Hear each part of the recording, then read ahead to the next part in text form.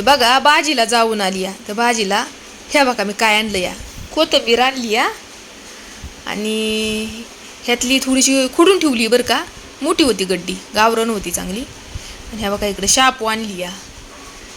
अजून इकडं शेवग्याची शेंग पण आणलेली आहे. तर कशी काय आहे भाजीपाला, म्हणजे भाजीपाल्याचा भाव इकडं काय चाललाय ते तुम्हाला सांगते. शेवग्याची शेंग जी आहे ती 20 रुपये पावशेर आहे आणि कोथिंबीर जी होती ती 30 रुपयाला होती आणि शापू पण 30 रुपयालाच होती. ह्या बघा ती जी पुडी दिसती ना निळी, ती बेसनमध्ये टाकायला आणलेली आहे. एक पुडी टाकली बरं का. आता त्याने काय होतंय, तर बेसन जे चोकोप झालेलं असतंय ना ते क्लिअर होतंय. थोडाफार फरक जाणवलाय बरं का मला, म्हणूनसाठी मी परत एक पुडी घेऊन आली. आणि ह्या बघा इकडं संध्याकाळचा टाईम आहे आणि माझी चालली संध्याकाळची स्वयंपाकाची गडबड. ह्या बघा इकडं भाकरी केलेली आहे इथं आणि इकडं शेवगा आणि डाळीचं कालवण केलेलं आहे.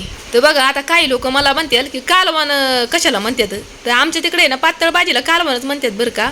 आणि इकडं पातळ असू किंवा सुकी असू भाजी, त्याला भाजीच म्हणतात.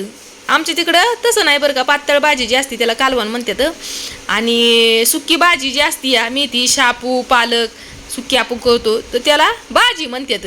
तर प्रत्येकाची वेगळी वेगळी पद्धत असते बरं का.